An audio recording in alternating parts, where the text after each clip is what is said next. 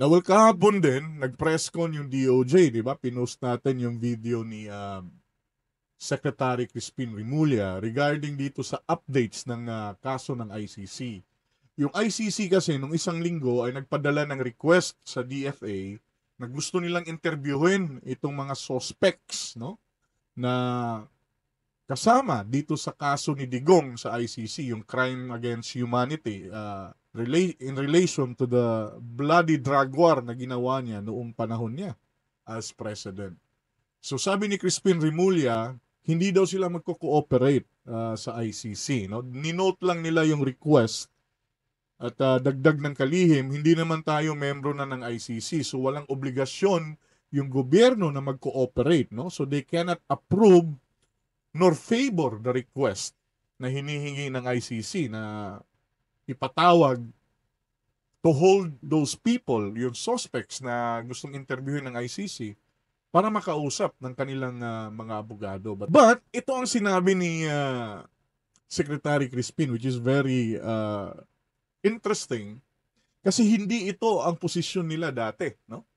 Ang sabi ni BBM, hindi talaga, no? They will not entertain any warrant of arrest or any investigation na gagawin ng ICC. Pero kahapon, o nung isang araw, sinabi ni Secretary Crispin Remulla na kung hihingi ang tulong sa ICC through the Interpol at yung Interpol ang mag-serve ng warrant of arrest, ay hindi daw nila pwedeng pigilan yan, no? Kasi bagamat hindi na tayo membro ng ICC, tayo naman ay signatory dyan sa Interpol, no? Now, just to explain this, no? Kasi marami tayong napapanood na pelikula na yung mga Interpol agents ay pumupunta doon sa ibang bansa para arestuhin yung mga transnational criminals, ano? Na parang James Bond yung dating. Wala pong ganyan, no? Wala pong pupunta dito, no? Ang Pilipinas, as a member, as a signatory of that Interpol Treaty, obligado po tayong gawin ang ipag-uutos ng Interpol. Ibig sabihin po, kung ang ICC ay hihingi ng tulong sa Interpol para i-serve yung warrant of arrest para dito kina Digong, nila Bato at yung mga kasama niyang generals, wala pong dayuhang agents na pupunta dito. Ang kakatawan ng Interpol ay yung PNP po natin kasi nga membro tayo ng Interpol, no? And signatory tayo sa treaty na yan. Ibig sabihin, yung mag-serve ng warrant of arrest ay mga elemento din ng Philippine National Police acting as agents of the Interpol. Ganoon po yun. Wala pong mga James Bond na pupunta dito at arestuhin itong mga suspects na to, no? PNP po ang magsiserve niyan, no? Kasi nga, tayo ay membro ng Interpol. So yung mga pulis natin, yung mga membro ng PNP na maaatasan, they will act as Interpol agents and serve the warrant of arrest sa kalan ng Interpol. So ganun po mangyayari dyan. Marami kasing mga, lalo na itong mga matatalinong DDS, sabi nila, hindi daw pwedeng payagan yung mga dayuhan na mangyayaman. Wala pong dayuhan na pupunta dito, no?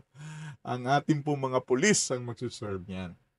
Well, sabi naman ni Bado de la Rosa, he felt betrayed daw, no? Kasi pinangakuan sila dati ni BBM, di ba, na hindi sila magagalaw ng ICC, no? And ngayon, medyo nagbago yung ihip ng hangin, no? Well, hindi nila tinitigilan pati yung pulburon video ay sinasakyan nila no? Natural, riresbakan sila, no? Actually, kung tutuusin, no, hawak sila sa leeg ni BBM Kasi one day mapuno itong si BBM at sa kanilang pambabanat ay baka diretsuhin sila, no? Baka pick upin na lang sila ng helicopter dyan sa Davao City o kung saan man yung mga bahay nitong mga suspects na to at dalhin diretso sa Hague. So ganun po, sabi ni Bato, nalulungkot daw siya at he felt betrayed.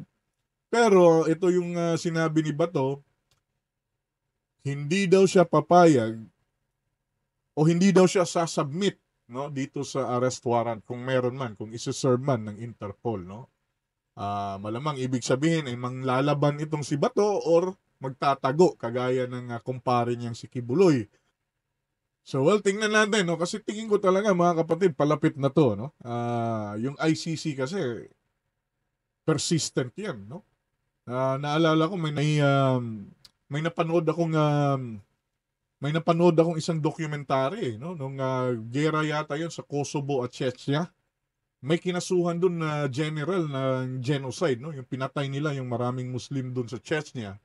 At nung nanalo yung Kosovo, siyempre sila na yung gobyerno doon. Yung mga general na yun ay nagkaroon ng malaking pwesto sa gobyerno. And siyempre, hindi magalaw ng ICC kasi pinoprotektahan ng gobyerno nila. Alam yung ginawa ng ICC, mga kapatid, no?